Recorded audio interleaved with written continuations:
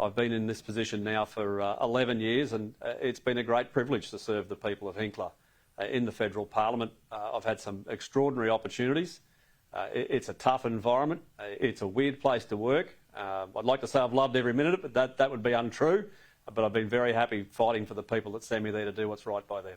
Well, as an electrician, we could do with a few more bright sparks in politics, I think it needs to be said. But how much of what you've said today about issues with the Nationals and perhaps the closeness of them to the Liberal Party and the Coalition played into your decision to leave politics? Well, if you ask my wife, she's been asking me to give this up every week since I came into it. So there's a fair bit of pressure from other places.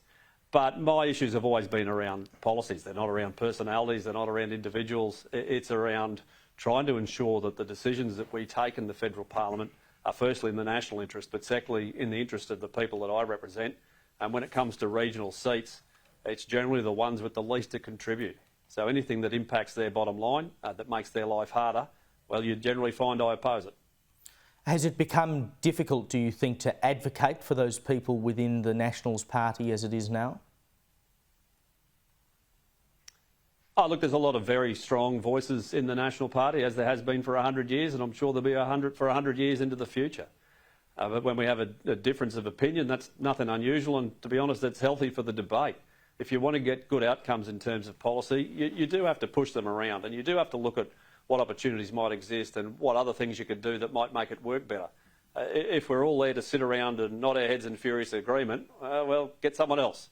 That's never been something I've been supportive of, and I'd like to think that I've done my best by the people that I represent. But, mate, it's time. Time comes for all of us, and now it's mine. Well, you talked today about the purpose of the Nationals and that for that purpose to remain there, you have to stand up for people in rural and regional Australia, and that means things like, not getting on board with net zero. Is there a risk that the Nationals in its current form, if it keeps backing things like net zero, does lose that purpose and essentially becomes a moot force in Australian politics? Well, if you look at the federal constitution of the Nationals, they literally state that they're a centre-right party, that they support the monarchy, they support Judeo-Christian values in society, and there is nothing wrong with any of that. But ultimately, you have to get people to vote for you, and to do that, you've got to do things that matter to them. You've got to demonstrate that you will always act in their interests, and that happens pretty much all of the time, I've got to say. But there are times where we should have a difference of opinion, because what's best for intercity Sydney or Melbourne is not necessarily best for those hard-working members in coal-fired power stations, for example, or in the resources sector. And guess where they work? Well, generally they work in the regions. On other occasions, they work in big cities like Brisbane.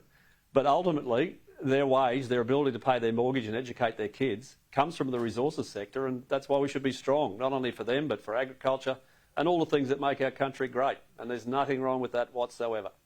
Of course, you say that you have no issue with people, it's with policy, but of course certain people drive certain policies, and as you said today, clearly there are differences between you and your leader on what you think the priorities and policies of the party ought to be. For the Nationals to be the party that you would like it to be, do you think Little Proud needs to be replaced as leader? Because of course, this time next year, he could well be Deputy Prime Minister. Oh, well, I hope the coalition wins. I genuinely do. I think Peter Dutton will make a great Prime Minister. The leader of the National Party is up to the room. I've got no comments on that. I'll let others make whatever comment they choose. But I want them to be strong. I want them to act in the interests of the people they represent. I want them to be successful. But most importantly, I want the people of regional Australia to have every possible opportunity that they can be given. And we see with the Labor government, things are really quite difficult. Whether you're in the regions or elsewhere, they simply can't afford to live, and no matter keep their business operational, no matter have confidence to borrow money and invest. And I want our nation to be strong, Caleb, and to do that we've got to have strong energy systems, we've got to have affordable and reliable energy and gas, because without it, manufacturing will leave this country in droves, and that is bad for the nation, it's bad for our national security, and it's bad for the people I represent in particular. Indeed, and of course, without you there, I suppose we're losing one of those big voices for rural and regional Australia, and we will lose a big voice for nuclear. Now, of course, that's something you've fought for a long time. It has now been adopted as a policy position of the coalition. That must be, on your way out, one of the proudest things you can say, that you've at least had a hand in helping make that an official policy that will be taken to an election. This might be a surprise, mate, but it's not. I'm actually very pleased they've taken on a bold position. But the things I'm most proud of as a Member of Parliament is you get to help people. And 80%, 90% of the work of my office is literally helping people in difficult positions, whether it's our veterans, whether it's pensioners, whether the people that can't pay their bills. And, you know, I can recall any number of occasions where the outcomes would never have happened without the work of my office. And that's why I'm in politics.